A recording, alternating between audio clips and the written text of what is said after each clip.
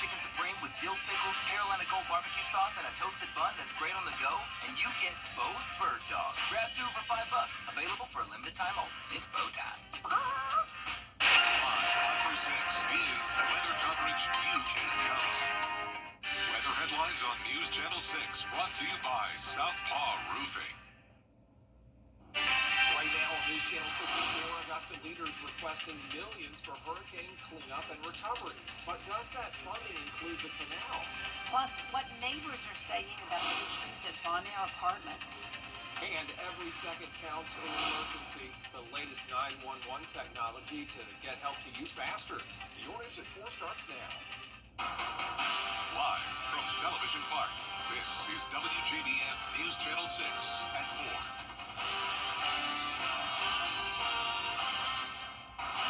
Good afternoon, everybody. I'm Brad Means. And I'm Jenny Montgomery. Thank you for joining us.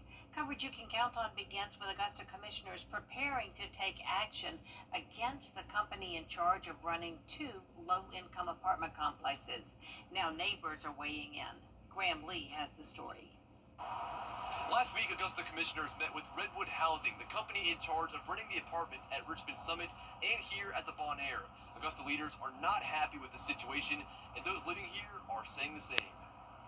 It's also not the first time city leaders are taking action following complaints. Last summer, after hearing concerns from residents, commissioners approved a combined $48 million for renovations at Bonaire and Richmond Summit.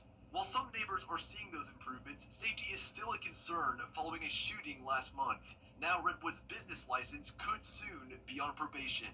Since Redwood bought this, it went downhill. I'm going to say it just like that. Okay, we've been having all kinds of problems. So, but I hope the right people will come forward and help us senior citizens who've been in here for some years. You know what I'm saying? Now, Augusta commissioners will not be meeting this week, but they say they will be discussing this more over the next few weeks. In Augusta, Graham Lee, WJBF, News Channel 6. Well, it turns out Augusta is still looking for financial help for hurricane damage on the canal. More than 3 miles of trails still closed because of damage from Helene. $10 million in federal funds have been approved to pay for cleanup along city waterways. However, after a federal inspection, the grant for canal repairs was denied.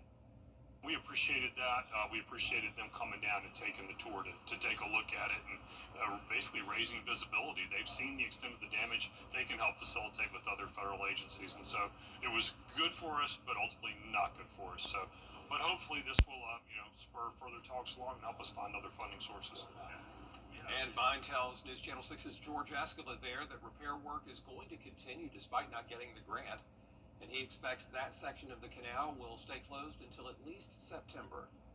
It is time now for a first look at the weather. And for that, we check in with meteorologist Avery Gregg. Thank you, guys. Currently, Live Viper 6 is looking pretty active right now. We're seeing those pop up to afternoon, those evening hour storms. And you can see that we do have a nice little cell here over Augusta.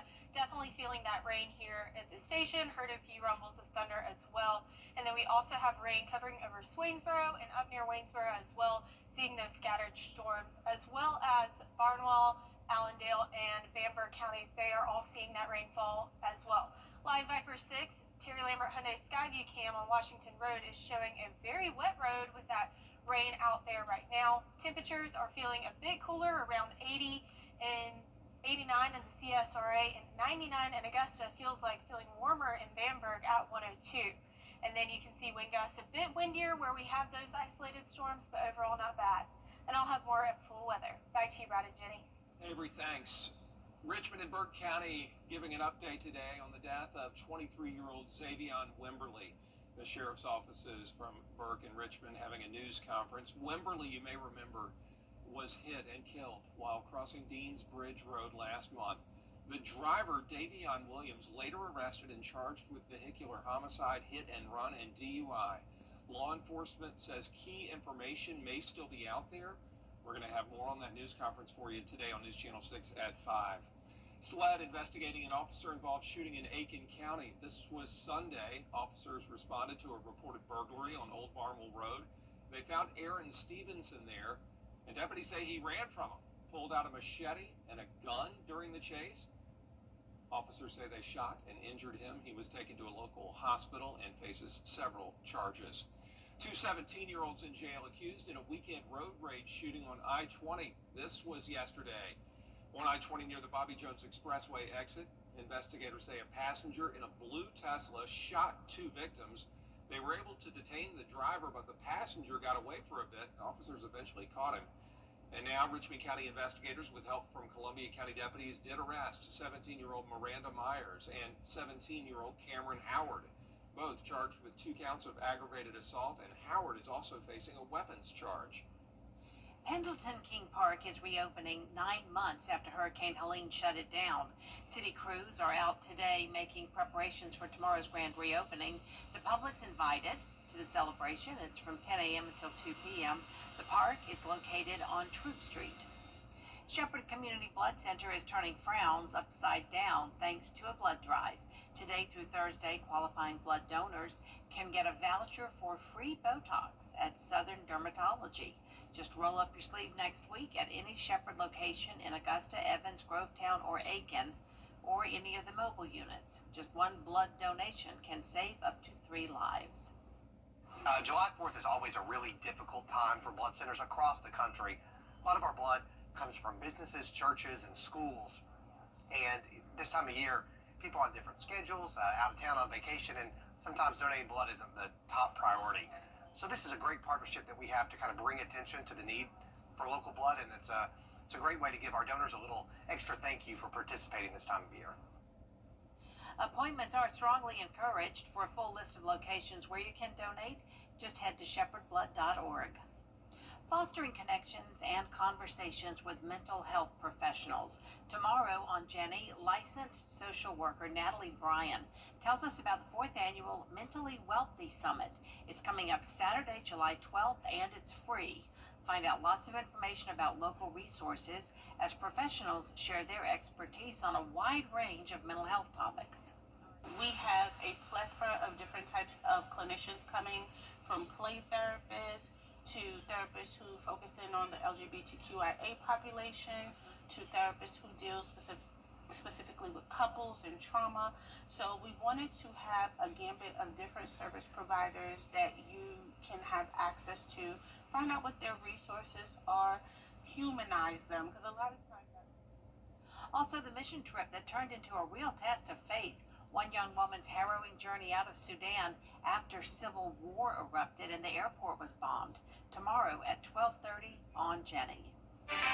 Up next, a look at how technology is changing the 911 experience. How it's helping first responders arrive faster when seconds count. ET takes you where This weekday afternoons at 3 on News Channel 6. George C. Gentry Lawyers delivers results. I was injured. They got me $774,000. Go with the name you know and trust.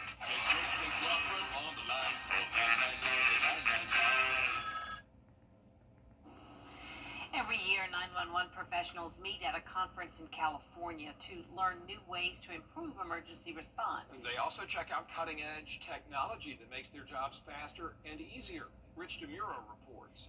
The 911 system is going through a major transformation. Think copper wire to broadband. It uses data technology to make better use of data to help responders respond to an emergency more effectively. But there is a barrier. You'll find that around the country there's quite a large disparity between those states that have the funding to implement the technology and those that don't. That's just one of the hot topics at this year's NENA conference, an annual gathering of 911 professionals. NENA represents 25,000 people who work in 911 all across the country.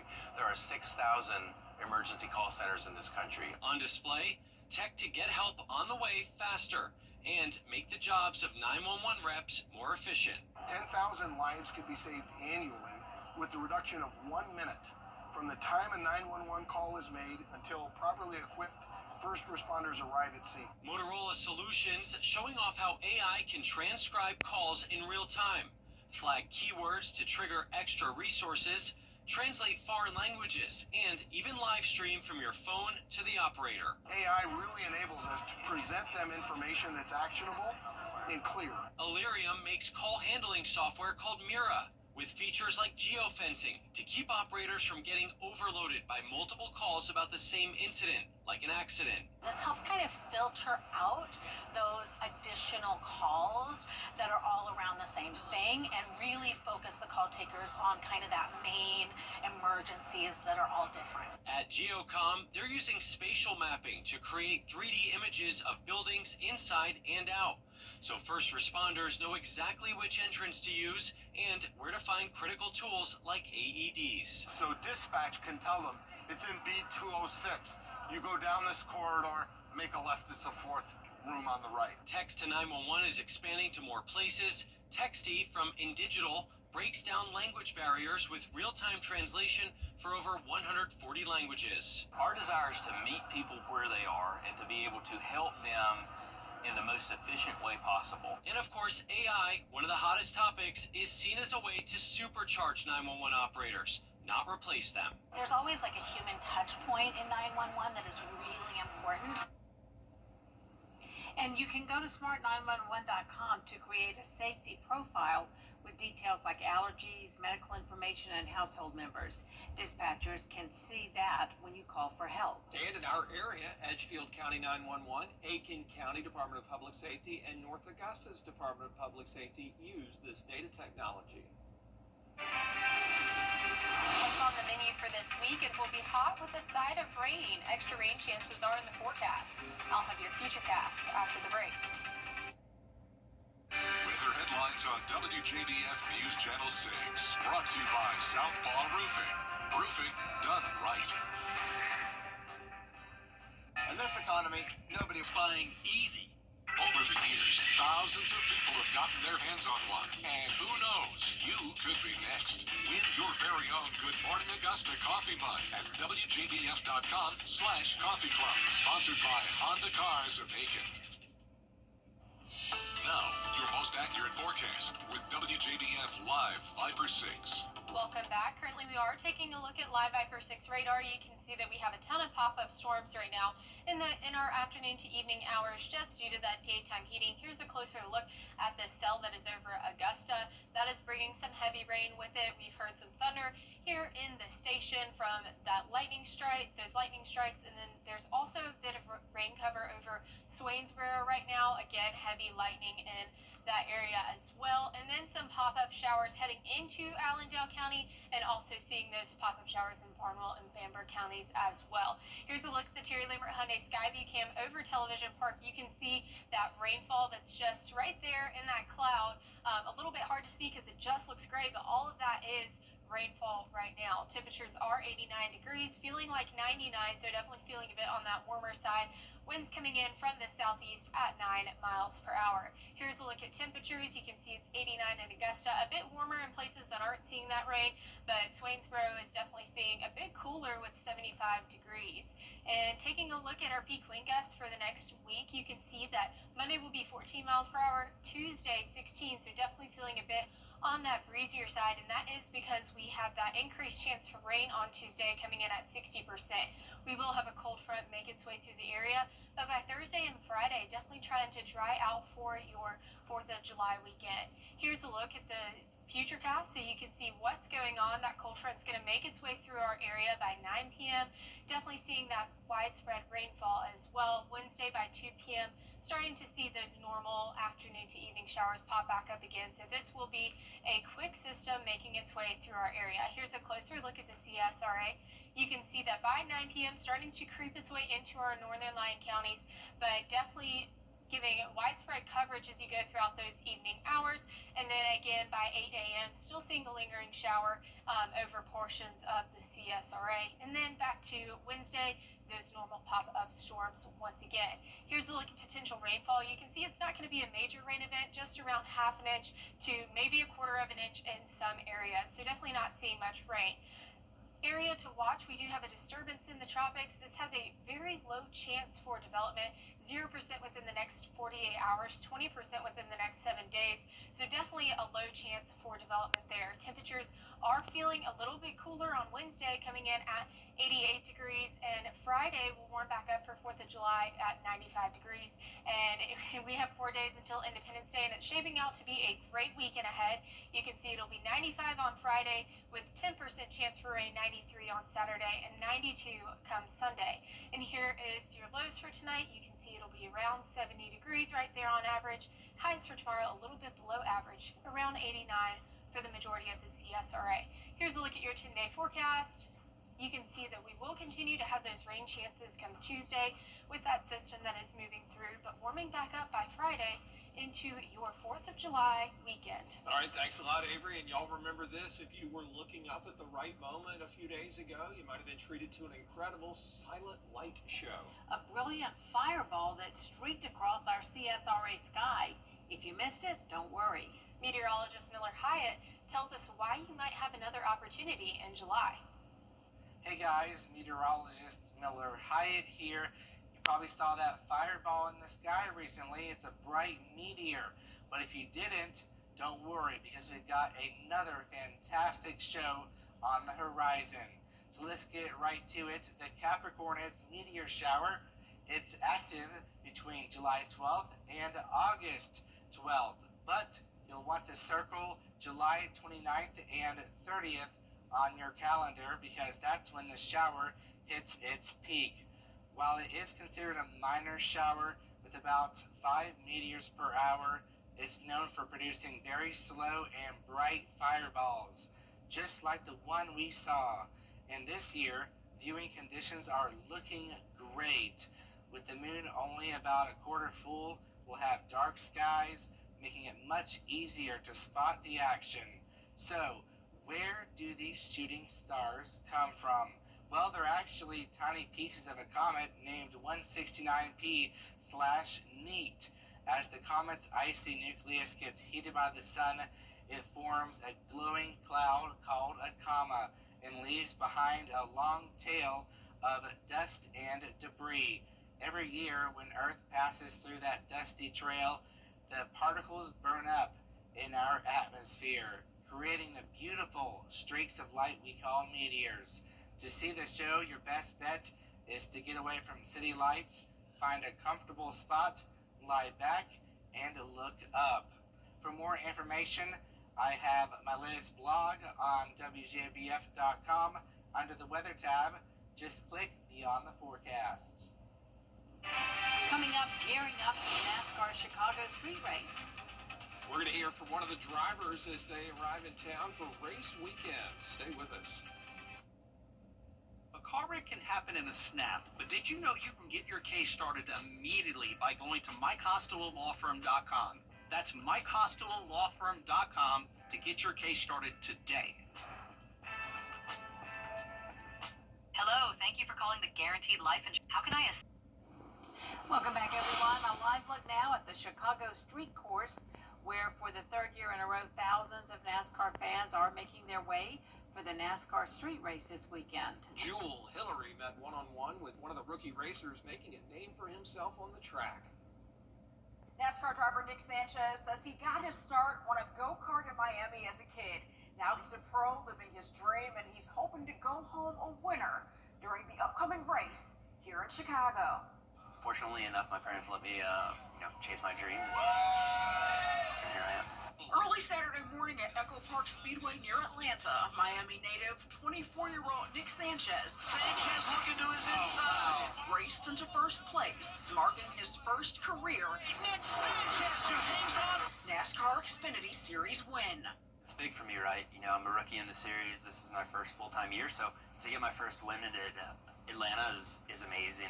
With a big win under his belt, Nick flew into Chicago Sunday morning to get ready for the highly anticipated NASCAR Street Race Chicago, roaring through downtown. July 5th and 6th. Nick says he looks forward to the 12-turn, 2.2-mile street course. This is going to be the first street race for me, so it's going to be a different vibe, a different environment, just walking to the racetrack in the morning. Before hitting the course for this Saturday's Xfinity Series race, Nick says he's excited to explore the Windy City. The last time I was here, first day and last time, I think I was 6 years old, so it's a totally different experience. Not long after touching down, the pro driver traveled to the south side, trying his hand at a little baseball. Throwing the first pitch at the White Sox versus San Francisco Giants game. I didn't really grow up a baseball fan, even though I should be with my Cuban heritage. I've actually never thrown a baseball or a pitch, so I'm hoping I don't screw it up. While he's open to exploring new sports, Nick's heart has been with racing since he was a kid. Nick went through NASCAR's Drive for Diversity driver development program, created to train top drivers from diverse backgrounds. As a Cuban American, he's a trailblazer for other Latinos, passionate about racing. Definitely one of the few, and I feel like NASCAR maybe in the past has been labeled as, sport only for Americans and so forth. But now really we're really expanding and broadening the horizon for NASCAR. You can catch Nick racing the number 48 Big Machine Pickers Baca Chevy in Saturday's race. Nick says one of his ultimate goals is to compete in the NASCAR Cup Series. Reporting in Chicago, I'm Jewel Hillary. Back to you. And our live coverage begins with a countdown Saturday, 4 in the afternoon on the CW6. That's it for us this half hour, but more stories and coverage coming up at 4:30. Including researchers looking to make DNA in a lab, and why some are calling that a cause for concern. With D next.